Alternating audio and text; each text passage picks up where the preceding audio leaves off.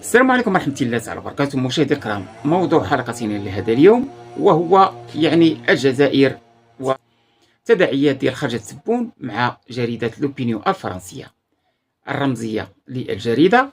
والموضوع وتنعرفوا بأن لما تيخرج شي رئيس مع شي صحيفة فدائما تتكون الأسئلة مخدومة والأجوبة مخدومة، والطريقة ديال نقول لك اشنو تقول لي كانها جات غير في السياق ديال الكلام ديال الصحفي اللي جاي قبالتك. اما هي القضيه تتكون مقاده عن بعد. مشاهدي الكرام، في اطار الحوار لما غادي يعترف بان لما غادي يسولوا على القضيه ديال بان القضيه ديال التطبيع جات غير عرضيه، يتوهم المستمع بان جات غير عرضيه، وهي قضيه من صلب الموضوع، وهو القضيه ديال التطبيع واستعداده على استعداد الجزائر بالتطبيع. لكن شق اخر وهو التودد لمهاتفه ماكرون، وباغيين باش يحفظوا ماء الوجه تجي لينيسياسيون من ماكرون. لكن المحللين لا زالوا يبحثون في الموضوع. تيقول لك باش يحفظ ماكرون داك تبون الماء الوجه ديالو فهو باغي يعيط عليه هو. لكن تيطرحوا واحد السؤال: اشنو هي الاسس والارضيه على ما غادي يجلسوا يتفاهموا؟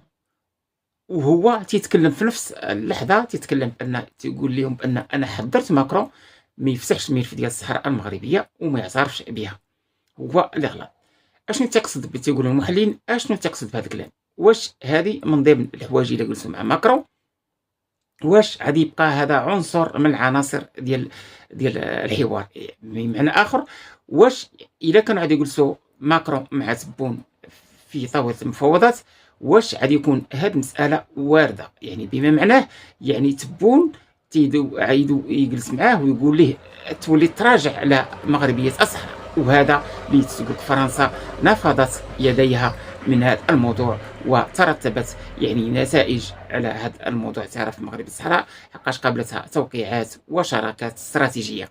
بمعنى اخر، تيقول المحمودي فتيقول لك من بعد ما كانت فرنسا تتعمل توازن ما بين في المعاملات ما بين المغرب والجزائر، لما مشات المغرب فقد ادارت ظهرها الى تبون، وتبون يطالب بالرجوع الى طاوله المفاوضات. لكن تيعين ماكرون يجلس معاه، لكن ماكرون يتحسس ما هي العناصر اللي عاد نجلسوا على الطاوله. الا كنت عجبت ليا غير القضيه ديال ملف الصحراء نتراجع عليه فنسى هذا الموضوع، وهذاك مسمار طرقته.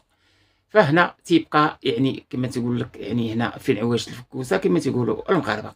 واش تبون عاد يقبل يجلس معها ماكرون حول واحد الملف صافي اغلق الى الابد؟ مشات فرنسا مع المغرب في الطرح، وتبون يناقش غير اشياء اخرى، مثلا بحال القضيه ديال الفيزا، بحال القضيه ديال الذاكره، تعترف فرنسا بالجرائم ديالها. واش يهضروا غير على القضيه ديال معالجه اثار ديال التجارب ديال النووي في الجزائر، ام فرنسا هي براسها ما تبغيش لا الحديث عن الاعتراف بجرائمها في الجزائر، حقاش يترتب عليه اعتراف صريح وفي نفس الوقت اداء للضحايا. هذا مشي، وهذا يكلف فرنسا الملايير والملايير في وقت فرنسا تعاني عناء كبيرا وكبيرا جدا، لدرجه كل مره تسقط الحكومه غير مشكل بان الخزينه خاويه على عروشها. والقضيه حتى ديال تجفيف وتنقيه اثار التجارب النوويه حتى هو يكلف اموالا طائله، وفرنسا تتقلب من تاخذ الفلوس ماشي فين تعطي الفلوس.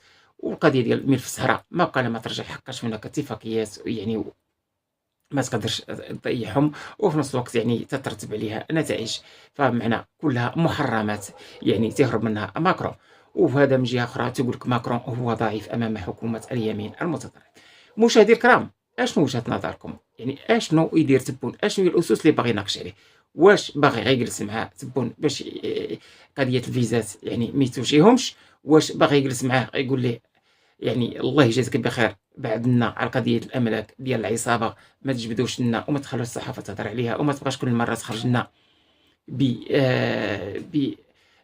يعني أحد يعني الشواهد اللي تثبت مغربية يعني الصحراء الشرقية. كل مرة تخرج فرنسا يعني تعطي شي حوايج المغرب، أشنو يعني تبون أشنو هي الأسس الحوار اللي باغي يجلس معاه ماكرون. مشاهدي الكرام، نعيموا تعليقاتكم ولي فيديوهات لاحقة ودمتم في حفظ الله.